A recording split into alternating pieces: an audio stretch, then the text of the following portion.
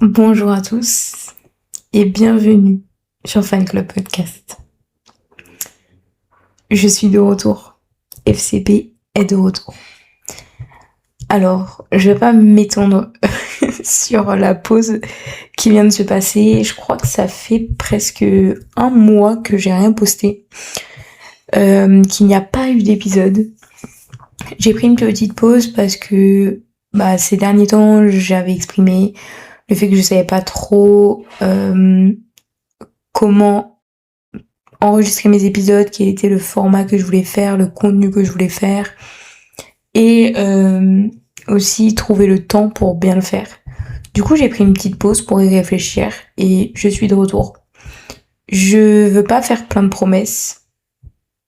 Pour l'instant, ce que je peux vous dire, c'est que je songe à revenir sur un épisode de podcast consacré à un sujet plutôt que d'en faire plusieurs. Je pense que le truc que j'aime le plus, c'est genre me concentrer sur un truc et genre prendre les informations et ensuite vous faire un petit compte rendu, un petit condensé qui dure 40 minutes, mais quand même un petit condensé. Je pense que c'est ce que je préfère, sauf que pour faire ce genre de format, c'est vrai que ça prend un peu plus de temps. Du coup, je pense que je sortirai plutôt des épisodes toutes les 2 ou 3 semaines. Voilà. Sans plus tarder, commençons l'épisode et rentrons dans le sujet du jour. Coachella.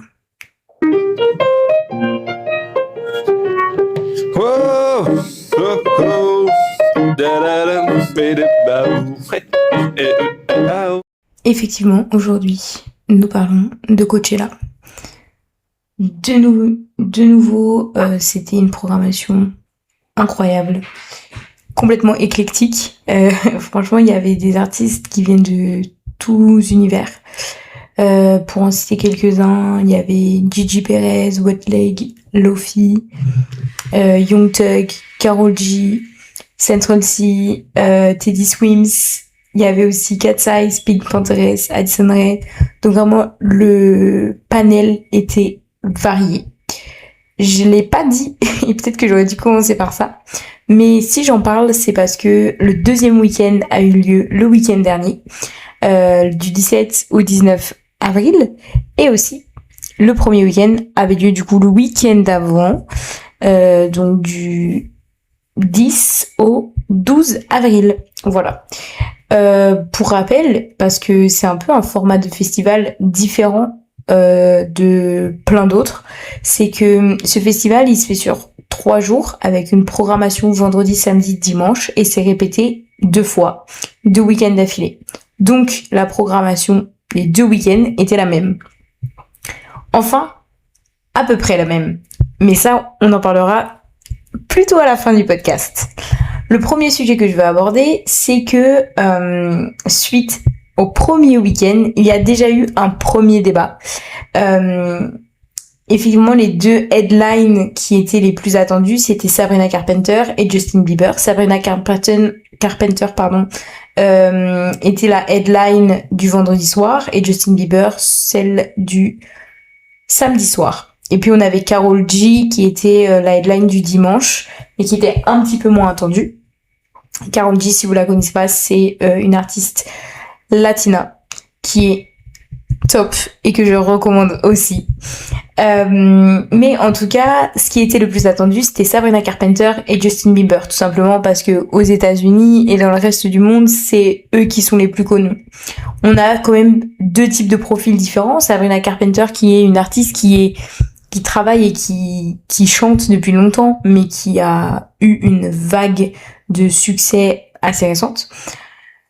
Et puis en face, Justin Bieber, qui est un artiste connu et reconnu depuis très très longtemps, depuis qu'il a 16 ans. Donc on a quand même 2 artistes qui ont commencé jeunes, mais qui n'ont pas du tout eu la même carrière. Et on va dire que Justin Bieber est assez reconnu. En fait, il y a une reconnaissance sur Justin Bieber qu'on n'a pas encore sur Sabrina Carpenter, parce que ça fait pas assez longtemps en fait. Et du coup, c'était les 2 headlines et les 2 concerts qui étaient les plus attendus de Coachella. Sauf que il y a eu une nette différence de proposition entre les deux concerts.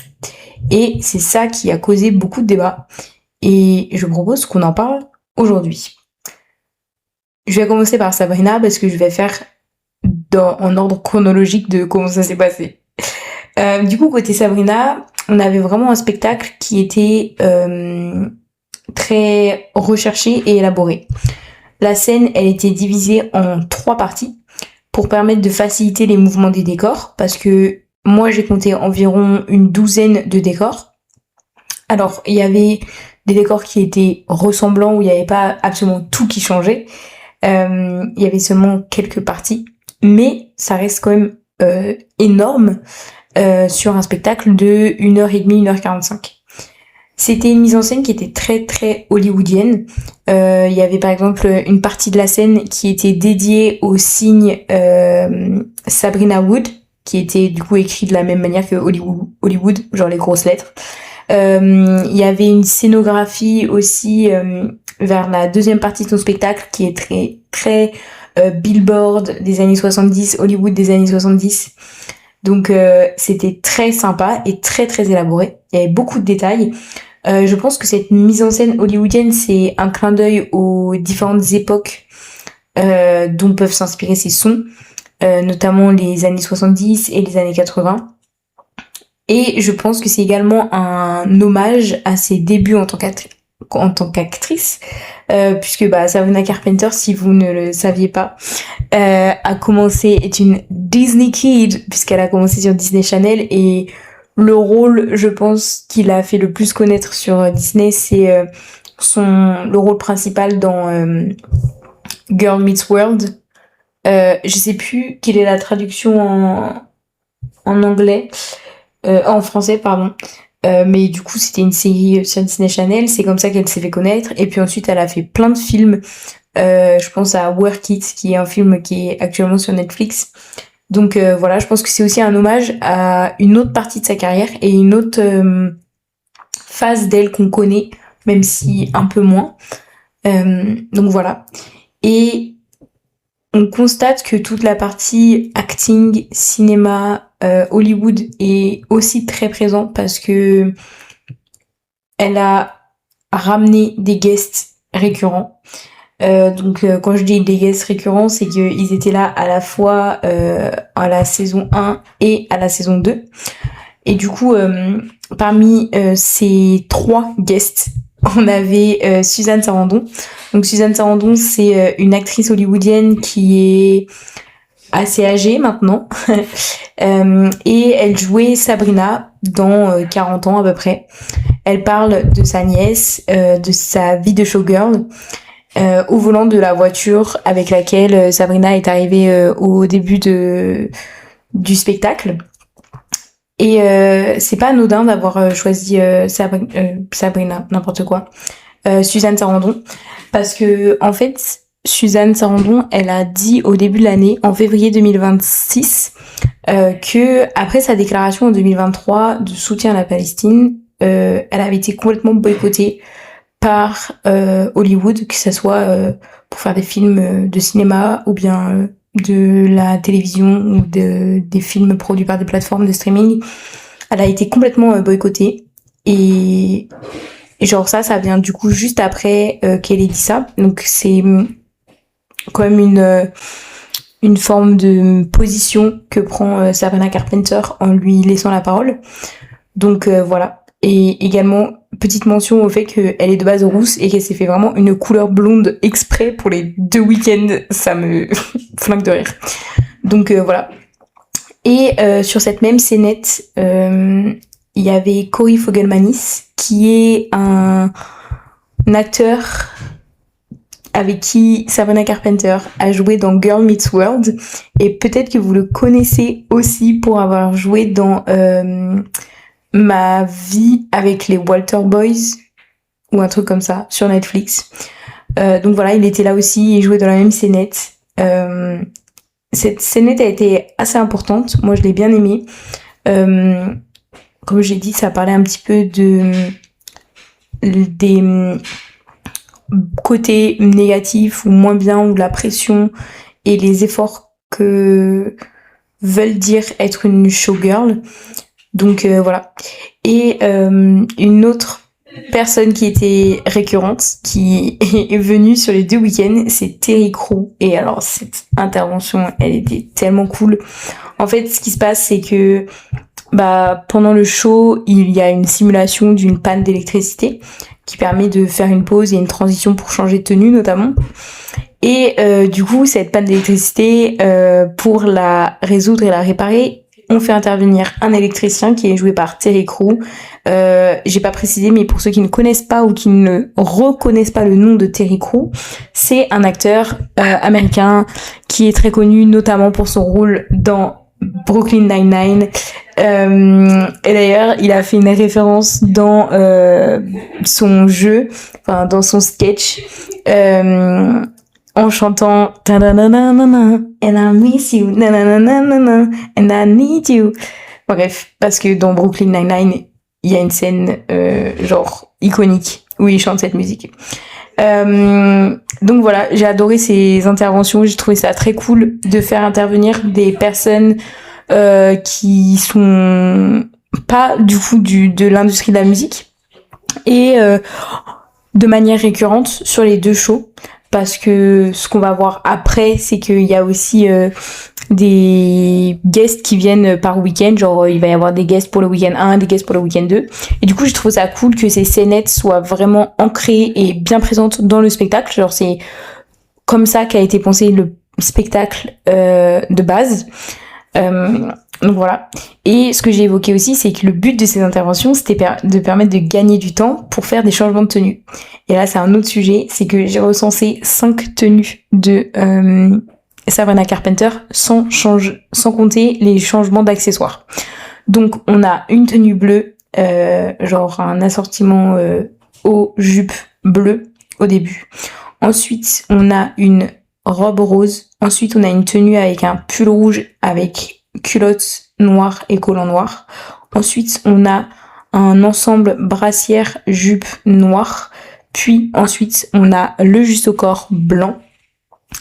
Et toutes ces tenues ont été pimpées pour presque chaque chanson avec un accessoire différent. Donc là, c'est pareil, le boulot était absolument fou. Et puis, ce que j'ai un tout petit peu évoqué en parlant du sketch de Suzanne Sarandon, c'est la voiture dans laquelle elle était, puisque je pense que les coups de théâtre de ce spectacle, c'était d'abord l'introduction, où il y a une partie, il me semble, qui est filmée. La première partie de l'intro, elle est filmée, puis ensuite, la deuxième partie est jouée par Sabrina Carpenter en live, où en fait, elle se trouve dans une voiture. Bon, l'histoire de l'intro, globalement, c'est que elle est en voiture, elle se fait arrêter par les flics, et genre, le flic lui dit que il l'arrête parce qu'il avait envie de l'arrêter. Déjà, raison très weird. Donc voilà, et puis elle commence à s'enfuir un petit peu, et elle arrive, boom, à Coachella.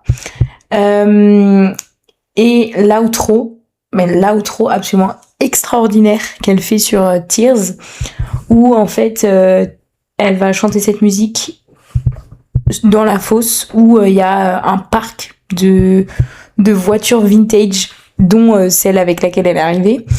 Et en fait, elle danse sur les voitures. À un moment donné, elle monte, genre elle s'assoit dans la voiture, son siège monte, et là, c'est dance break. Enfin, si vous connaissez la musique Tears, à un moment donné, ça fait dance break. Et là, il y a un pont musical, et pendant ce moment-là, il y a des jets d'eau qui sortent et tout. Enfin, frère, c'était absolument crazy. Du coup, voilà. Et puis, la chanson se termine. Donc, bien sûr, il y a des danseurs, etc., etc. Et elle prend la voiture et elle se casse. Et franchement, genre vraiment, l'intro et le final étaient hyper recherchés, et je trouve que c'est très représentatif de la performance de manière globale, puisque c'est très recherché et c'est aussi très technique. Je pense que de manière générale, j'ai trouvé que c'était un spectacle qui était quand même ultra riche et qui allie plusieurs choses. Bien sûr, le chant et la performance vocale. Il y avait aussi beaucoup d'arrangements pour avoir une trame qui est fluide et avec une réelle direction artistique, c'est-à-dire qu'il y avait beaucoup d'arrangements jazzy, disco funk dans certaines musiques. Il y avait aussi beaucoup de théâtralité, je pense que c'est ça aussi le fil rouge principal. Et ce dont je n'ai pas parlé, mais qui avait une grande place dans le show, c'était la danse et le nombre de danseurs avec lequel elle a été accompagnée sur scène. Il y a eu d'ailleurs une musique qui était, je pense que c'était Sugar Talking, qu'elle a fait en duo danse avec un homme. Et d'ailleurs, c'était une partie hyper sensuelle. Donc voilà.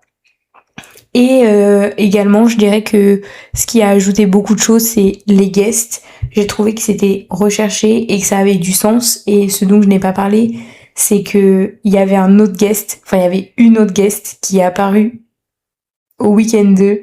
Et je pense que vous l'avez vu. Je pense que si vous avez vu une chose de Coachella, c'est ça. C'est Madonna qui est arrivée. Et alors, déjà, je trouve que c'est absolument iconique de faire venir Madonna. Déjà, j'ai été choquée il y a 2 ou 3 ans quand Harry Styles avait fait venir Shania Twain. Je trouve tout le temps vraiment sympa et fort lorsque des jeunes artistes ou des artistes de cette génération, de notre génération, invitent sur des moments comme Coachella des anciennes icônes. Je trouve ça vraiment cool de faire ça. Et alors là, Madonna, vraiment, c'est fou. Déjà, je veux dire plusieurs choses sur ça parce qu'il y a tellement de trucs à dire sur sa présence et sur comment ça a été fait. La première chose, c'est que pour ceux qui n'ont pas compris, qui ne savent pas d'où ça sort, pourquoi Madonna était là, eh bien, la première chose, c'est que Madonna, la semaine dernière, a annoncé la sortie de Confessions partie 2. Donc Confessions, c'est son avant-dernier album ou dernier album qu'elle a sorti dans les années 2000, soit il y a 20 ans. Et c'est avec lui où il y a Hang It On, je crois, ou Hang On, je sais plus c'est quoi le titre. Mais c'est l'album où elle avait 40 ans, les gens pensaient qu'elle était complètement vieille, foutue, qu'elle avait plus rien à faire, qu'elle avait perdu tout son sex appeal. Et au final, elle est revenue et elle a fait le top des charts et ça avait choqué tout le monde. Et du coup, elle revient avec une partie 2 de cet album, probablement avec les mêmes attentes de choquer tout le monde. Donc voilà, c'est la première chose. Et pourquoi vous dites pourquoi et comment Sabrina et Madonna se connaissent? Bon, déjà la première chose c'est que Sabrina, ce qu'il faut savoir sur elle, c'est qu'elle va collecter toutes les icônes blondes, peu importe la génération. Elle a Dolly Parton, elle a Madonna, elle a Taylor Swift, elle en a plein. Du coup, elle va toutes les collecter. La première chose, c'est ça. Et la deuxième, c'est que dans l'album de Madonna, Confessions 2, il y a une musique avec Sabrina. Et comment on le sait? On le sait parce que c'était la raison de sa venue sur scène à Coachella. Puisque elles ont chanté 3 chansons ensemble et parmi elles, il y avait leur musique. Alors, on ne sait pas quel est le nom de cette musique. Les hypothèses sont que ça devrait s'appeler Bring It Love, mais on ne sait pas vraiment parce que ça n'a pas vraiment été annoncé. Mais du coup, on sait qu'il y a un duo de Madonna et Sabrina Carpenter qui va exister au plus tard le 3 juillet. Peut-être que ça sera un single à part entière qui sortira plus tôt. Mais en tout cas, au moins le 3 juillet, on saura comment ça s'appelle et on pourra l'écouter. Donc voilà, c'était la première chose que je voulais dire sur l'apparition de Madonna. La deuxième chose, c'est que c'était un peu un moyen de boucler la boucle, puisque Madonna, après avoir sorti Confessions partie 1, il y a 20 ans, elle avait headline Coachella. Et du coup, elle est revenue avec la même tenue. et 20 ans après. Et du coup, c'était très cool de voir ça. J'ai adoré. Et puis, la troisième chose, j'avais un autre truc que je voulais dire, c'est oui. Il faut qu'on parle de ce qu'elles ont chanté et ce qui a été produit sur scène. Déjà, comment s'est fait son apparition? Sabrina Carpenter a l'habitude, à ses concerts, de chanter une musique qui s'appelle Juno. Dans cette musique, il y a un moment donné où elle dit You make me wanna make you fall in love. Oh, late at night I'm thinking about you. Wanna try up some crazy positions. Have you ever tried this one? Et quand elle dit Have you ever tried this one? Elle fait une position un peu loufoque et un petit peu avec des connotations sensuelles. Et c'est quelque chose qu'elle change tout le temps. Donc c'est genre un petit truc qu'on attend à ses concerts, à ses performances live. On sait qu'elle va proposer quelque chose et c'est tout le temps plus farfelu et ça l'est encore plus parce que elle a fait tous les trucs qui étaient complètement obvious maintenant. Donc plus ça va, plus c'est farfelu. Et je pense que c'était attendu. Genre les gens attendaient la Juno pose de Coachella. Et au moment où elle dit Have you ever tried this one? Qu'est-ce qui commence? Vogue. Strike the pose. Have you ever tried this one?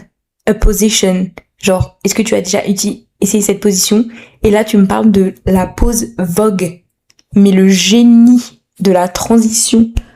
J'étais choquée, les gars. Donc voilà. Et donc, bien sûr, après, ils ont procédé par chanter Vogue. Donc c'était très cool. Puis ensuite, elles ont enchaîné avec, du coup, leur titre. Et Madonna a pris la parole pour faire un petit peu un cours d'astrologie. Ça, c'était assez marrant. Pour remercier Sabrina, pour dire qu'il fallait faire la paix, qu'il fallait pas se battre et qu'il fallait qu'on communique et que la guerre était mal et qu'on est tous d'accord avec ça et que la musique rassemble les gens. Et suite à ça, suite à des paroles la main sur le cœur, vraiment des paroles de bonté, elles ont procédé par à nous faire vivre une expérience religieuse à part entière. Les gars, il faut absolument, vraiment absolument là, c'est très grave qu'on parle de leur duo sur Just Like a Prayer. Déjà, je trouve que cette musique porte très bien son nom. Parce que c'est une musique, mais genre, moi, j'ai l'impression de vivre une expérience hors du commun quand je l'écoute de base. Mais là, les vocalises de Sabrina Carpenter dessus, j'étais choquée. Je me suis transportée, en fait. C'était trop bien. J'ai absolument adoré les arrangements. Vraiment, je savais plus quoi faire. Donc, voilà, tout ému. Et je dirais que c'est pour tous ces éléments, finalement, que la performance de Sabrina Carpenter était marquante. Théâtre, danse, performance vocale, arrangement, guest de fou avec du sens. En opposition à Justin Bieber. Alors là, sachez que je vais essayer d'être le plus factuel possible. Mais c'est vrai que déjà, quand je parle de Sabrina Carpenter et de Justin Bieber, il y a un biais parce que Sabrina Carpenter, je connais toutes ses chansons. Justin Bieber, ce n'est pas le cas. Donc, voilà. Mais Justin Bieber, il avait une proposition plus intimiste. Ce que j'ai aimé plutôt, c'est l'installation de sa scène, qui était pour moi très intelligente. Là où Sabrina Carpenter avait divisé en fait toute la scène en 3 parties et avait mis une allée, je sais pas trop comment on appelle ça, mais une avancée. Justin Bieber, il a fait une plus petite scène qui était penchée en mode vendredi tout est permis. Mais la scène était penchée et du coup en fait, il y avait le haut de sa scène qui était à la hauteur de l'estrade habituelle, et le bas lui permettait d'aller directement dans la fosse. Et ça, c'était très intelligent parce que lui, il n'avait pas du tout de mise en scène extravagante. Et du coup, ses déplacements, sa chorégraphie, etc., c'était se balader sur scène et du coup, entre la fosse et la scène. C'est ce qu'il a fait pendant tout son spectacle, et particulièrement pendant la première moitié de son spectacle, où globalement il reprenait ses titres et juste il chantait. Des fois il s'allongeait sur la scène, des fois il se baladait, des fois il allait en bas dans la fosse, il allait voir les gens et tout. Donc voilà. Et puis la deuxième partie du show, c'est sur YouTube. Et alors là, vous l'avez peut-être vu aussi, celle-ci, parce que c'est ce qui a commencé le débat. Donc déjà, pour expliquer, pour ceux qui n'ont pas vu, Justin Bieber, à partir de 40-50 minutes de concert, il entame sa deuxième partie et il reste environ 20 minutes, 30 minutes sur YouTube. Donc en fait, il a partagé son écran, il est sur YouTube et genre il tape ses titres et il les lance. Et genre il dit ok, qu'est-ce qu'on va mettre maintenant, etc., etc. Le premier week-end, il y avait Katy Perry qui était à Coachella devant, et il y a une vidéo d'elle quand elle voit qu'il se met sur YouTube, elle dit j'espère qu'il a YouTube Premium parce que je vais pas regarder une seule pub. Ça m'a fait rire et du coup j'avais très envie de partager cette vanne, c'était hilarant. Et du coup voilà, globalement il est sur YouTube, sur son tabouret, il met des trucs, il chante par-dessus avec son micro, il bouge un petit peu et voilà. Parmi les titres qu'il passe, c'est plutôt les titres de son enfance, enfin du début de sa carrière, c'est-à-dire Baby, As Long As You Love Me, One Less Lonely Girl, etc. Donc tout ça, il va le passer. Pendant le week-end 1, en fait, on a ressenti comme si c'était perdu sur YouTube et qu'on avait commencé à avoir tout et n'importe quoi. Honnêtement, il a fait un petit peu la même chose au week-end 2 parce que à un moment donné, il a commencé à nous montrer un de ses covers de Justin Timberlake, Cry Me a River, qu'il avait genre posté quand il avait 12 ans, genre. À un moment donné, on a aussi mis une vidéo d'un mème. J'ai pas compris. Donc voilà. Suite à ça, bien sûr, il y a eu des polémiques. Notamment parce que certains ont eu l'impression que si une femme avait fait ce show, on lui aurait dit qu'elle a fait aucun effort. Alors que là, genre, c'est ok. Que les standards, en gros, pour les chanteuses ne sont pas les mêmes que pour les chanteurs. C'est-à-dire que les chanteurs, ils ont aucun problème à se pointer avec aucune mise en scène et un ordinateur et genre broadcast son YouTube en plein concert. Alors que les femmes, on attend d'elles qu'elles fassent un show et qu'elles produisent un show comme Sabrina Carpenter l'a fait. Moi, personnellement, quand je réfléchis, c'est vrai que j'ai l'impression que beaucoup de femmes ont des productions énormes. Par exemple, Beyoncé, Sabrina Carpenter à Coachella, mais il y a aussi Taylor Swift avec les Eras Tour. Donc, j'ai l'impression que c'est un peu genre le standard. Enfin, vraiment, quand j'y pense, je vois pas de grosses stars femmes qui n'a pas une énorme production. Certains pourraient penser à Adele, Céline Dion par exemple. Mais en fait, c'est des femmes qui ont aussi une énorme production. Genre, il y a un réel effort de mise en scène aussi. Alors que ce qui était proposé à Justin Bieber, c'est qu'il y avait absolument aucun effort de mise en scène. D'autant plus que il a été annoncé que Justin Bieber était l'artiste le plus payé de tous les temps à Coachella avec un chèque de 10 millions d'euros. Du coup, les gens étaient vraiment en mode, c'est du gros foutage de gueule. Le gars, il a été payé 10 millions d'euros pour être sur YouTube et nous montrer des vidéos, quoi. Voilà.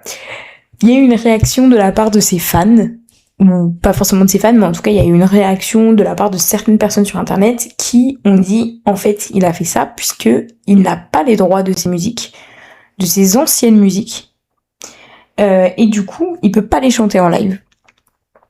Et là je veux mettre un petit disclaimer puisque ce n'est pas vrai. Ce qui est vrai, c'est que Justin Bieber ne possède pas les masters de tous ses albums qu'il a sortis avant Swag, du coup son dernier album qui est sorti l'année dernière. Il ne possède pas les masters. Il les a vendus en 2023 à 200 millions d'euros. Et du coup, c'est pas lui qui gagne de l'argent sur le streaming. Il gagne de l'argent d'une autre manière, Justin Bieber. Et du coup, ça, c'est vrai. Par contre, il n'y a rien du tout qui l'interdit d'interpréter ses musiques en live. Il n'y a aucune interdiction pour... Genre, il n'y a aucune question de royalties ou quoi que ce soit pour interpréter une musique en live.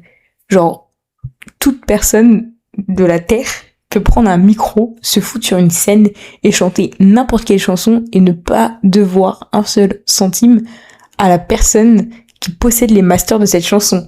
Donc ça, c'est complètement faux. La raison pour laquelle il l'a fait sur YouTube n'a aucun rapport avec le fait qu'il ne possède pas les droits de ses musiques. Voilà. Et quand bien même, cette réaction des internautes, elle est folle, puisque je pense que c'est le même type de population qui trouvait ça, genre, stupide de la part de Taylor Swift de réenregistrer ses musiques. Parce que c'était la même chose, en fait. Taylor Swift, elle a juste trouvé une autre manière de, genre, pouvoir chanter ses chansons. C'est en les réenregistrant. Et du coup, bah, c'est juste une autre manière que ce qu'aurait pu faire Justin Bieber, tu vois. Mais bon, en l'occurrence, ça ne fonctionne pas. Voilà, c'est ce que je voulais dire. C'était un peu comment s'est déroulé le show. Ce qu'il faut aussi savoir, c'est que Justin Bieber a ramené sur les 2 week-ends pas mal de monde. Il y avait Kid Laroi avec qui il a chanté Stay. Il a ramené SZA. Il a ramené Big Sean, Dijon, Sexy Red, Termen Wizkid. Donc ça, vous avez pu les voir. Moi, je trouve que ces guests étaient... Enfin, en fait, je trouve ça trop cool qu'il ramène les gens avec qui il a fait des feats. Par contre, je trouve que c'était un peu pauvre comment ça a été fait. Parce que, genre, en fait, les guests, ils venaient, ils chantaient et ils repartaient. Et moi, j'aime bien quand... bah, c'est un peu... ouais, ils viennent chanter une chanson qu'ils ont fait ensemble. Et puis après, genre, ils chantent une musique de l'autre personne, mais ensemble. Genre, ils font... Tu vois, ils chantent d'autres musiques qui sont pas forcément enregistrées. Et du coup, c'est vrai que là, c'est un peu frustrant. Genre, j'ai pas trouvé que c'était fait... genre, ça donne pas du contenu aux gens, quoi. Je sais pas comment dire, mais voilà. Et puis, un autre guest qu'il a ramené, et ça, c'est assez... je pense que ça a été assez viral. Au deuxième week-end, il a aussi ramené Billie Eilish. Alors, je pense que si vous n'avez pas vu Madonna à Sabrina Carpenter, alors la seule chose que vous avez vue de Coachella, c'est Billie Eilish sur la scène avec Justin Bieber. Billie Eilish est une fan hyper connue de Justin Bieber. Il y a littéralement des vidéos d'elle quand elle était petite, quand elle était adolescente, où elle dit que elle a peur d'avoir un copain parce que elle se dit que ça serait hyper triste pour lui parce qu'elle pourrait jamais l'aimer autant que Justin Bieber. C'est hilarant. Elle a jamais caché qu'elle était genre fan de lui. D'ailleurs, je crois qu'elle se déguise régulièrement à Halloween en la tenue de Justin Bieber quand il chante One Less Lonely Girl. D'où l'apparition de Billie Eilish sur cette musique au Weekend 2. Du coup, Justin Bieber et Hailey Bieber ont décidé de lui faire une surprise et de la ramener sur la scène pour cette musique. Du coup, il y a Hailey Bieber qui l'a poussée à monter. Elle était trop gênée, genre, elle était en mode, oh là, non. Elle a fait que de se cacher et c'était un moment vraiment très très mignon. Je pense que c'était mon moment préféré du spectacle, du show. Et c'était genre le truc qui était le plus spontané. Du coup, je trouvais ça trop cool. Sinon, un autre moment que j'ai adoré, c'est le final sur Daisies. Déjà parce que je pense que c'est l'une des musiques que je préfère de lui. J'adore l'album Justice, sachez-le. Et j'ai trouvé qu'il y avait pas suffisamment de musique de Justice qui ont été chantées. Voilà. Et bref, pour y revenir à cette musique Daisies, c'était l'outro, c'est comme ça qu'il l'a fini. Et pour moi, c'était trop cool. Déjà, j'ai trouvé que la scénographie était différente. Parce qu'en fait, il y a beaucoup de basses dans Daisies. Et du coup, ça a permis de mettre plus de jeux de lumière. Et puis, comment ça a été filmé pour toute personne qui regardait le live, c'était trop cool. Genre vraiment, c'était trop bien. Genre là, tu ressens la musique même si t'es pas sur place. Donc vraiment, j'ai adoré. Et puis, il faut le dire honnêtement, peut-être que vous avez entendu le son sur TikTok. Mais il y a un passage de la musique où il chante Closer and Closer and Closer. Enfin bref, il fait une vibe et c'est tellement stylé. Genre tu peux craquer, tu peux retomber amoureuse comme la toi quand elle avait 12 ans genre. Donc voilà. Du coup, Justin Bieber, si je devrais résumer un petit peu son spectacle, je dirais que il était intimiste. Pour moi, c'est vrai que c'était probablement un bon spectacle si tu es fan de Justin Bieber. Genre, si tu connais tous ses sons, j'imagine que t'as kiffé, genre, entendre ses sons. Après, je dirais pas que c'était un concert adapté à Coachella. Parce qu'en fait, Coachella, pour moi, c'est pas forcément que tu dois avoir 15 danseurs, des changements de tenue et genre des décors de fou. Mais en fait, là, c'était trop petit. En fait, c'était trop réservé à son audience. Et du coup, je trouve ça dommage parce que, genre, Coachella, tu en profites aussi pour ramener des guests, pour faire des crossovers un peu, genre, iconiques. Et là, bah, il a ramené des gens avec qui il a fait des feats, mais il est pas allé plus loin que ça. Et du coup, genre, je trouve ça un peu, genre, décevant. Je sais pas. En fait, par exemple, j'aurais trouvé ça cool que Billie Eilish soit au courant qu'elle vienne et qu'après ils chantent une musique ensemble de Billie Eilish ou qu'ils chantent genre une autre musique ou bien qu'ils chantent One Less Lonely Girl ensemble. Je sais pas, mais j'aurais trouvé ça cool de travailler autour de ça. Là, c'est vrai qu'en fait, si t'es genre enfin moi je suis pas fan de Justin Bieber, mais je connais ses musiques d'avant. Genre en fait, il y a Justin Bieber à Coachella et j'ai l'argent pour aller à Coachella. Je vais le voir aussi. Sauf que, du coup, t'es pas... En fait, je pense que t'es pas pris dedans, en fait.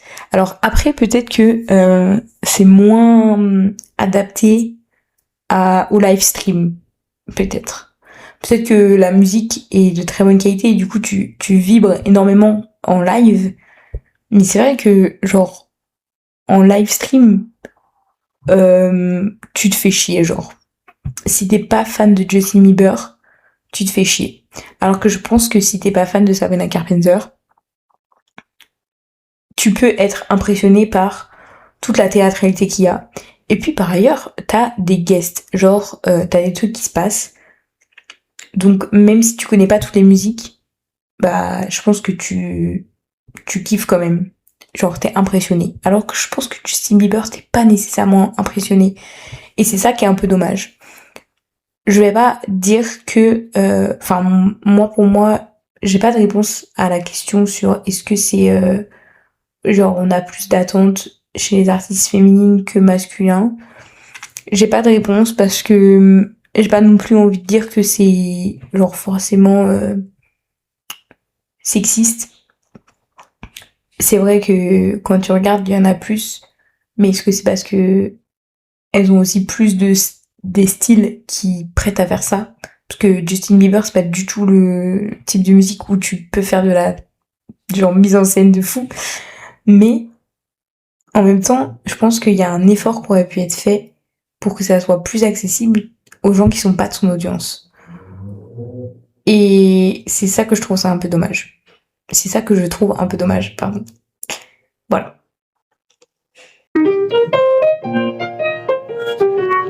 Whoa, oh, oh,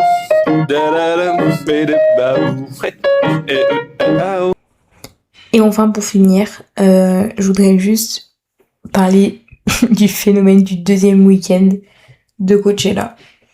Comme je l'ai dit, du coup, la programmation le premier week-end et le deuxième week-end est la même sur le papier. Mais en réalité, le deuxième week-end, il se passe toujours plein de trucs en plus.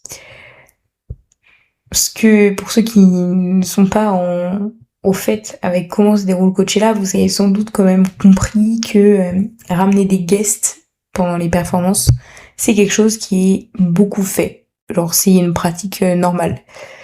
Et en fait, ce qui se passe, c'est que généralement les meilleurs guests, ou genre les trucs les plus iconiques, ils se passent le deuxième week-end. Et du coup, les gens, le premier week-end, ils ont tout le temps le seum. Et là, je voulais faire un retour de ce qui s'est passé, parce qu'il y a 2 choses qui se sont passées, en plus de Billie Eilish et Justin Bieber et Madonna et Sabrina Carpenter. Il y a eu Addison Rae qui a ramené Olivia Rodrigo sur scène. Et elles ont chanté, le nouveau titre d'Olivia Rodrigo qui est sorti vendredi dernier et qui s'appelle Drop Dead. Elles ont chanté ça ensemble, c'était trop cool. Genre là, typiquement, Addison Rae, Olivia Rodrigo, ça pète internet. Deuxième chose, Pink Pantheress a ramené Zara Larsson. Elles ont chanté, bien sûr, I've been touring stateside, kissing my Swedish boy over FaceTime. Who knew opening up would make me a headline? Boots, that's my ego boost. Bref. Et elles ont également chanté Midnight Sun. Extraordinaire.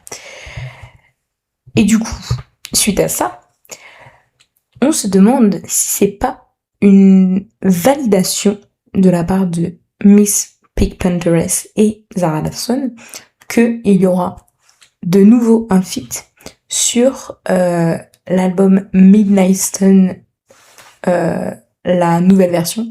Genre, il y a une nouvelle version de Midnight Sun qui doit sortir dans pas très longtemps et on se demande s'il n'y a pas un duo entre les deux. Voilà. Sachant que on sait déjà qu'il y a une collab entre Tyla et Zara Larsson, puisqu'elle est sortie. Et dans les indices publiés par Zara Larsson sur les réseaux sociaux, on aperçoit quelques petits indices qui nous prêtent à croire qu'il y aurait une collaboration avec une artiste française. Laquelle, franchement, je me dis que ça peut être Théodora. Les gars, écoutez-moi, ça peut être Théodora. Bref, tout ça pour dire que deuxième week-end, on a Billie Eilish, il y a SZA pour Justin Bieber, il y a Madonna pour Sabrina Carpenter, il y a Addison Rae et Olivia Rodrigo, il y a Pink Pantheress et Zara Larsson. Franchement, tous ceux qui étaient au week-end 1, les gars, c'est la malédiction. Si je peux vous donner un conseil, c'est n'allez jamais au premier week-end. N'allez jamais aux premières soirées, aux premiers concerts. Faut tout le temps aller aux autres. Et si vous pouvez, aller au dernier. Voilà. C'est tout. Sur ce, je vous fais des gros bisous et je vous dis à la prochaine.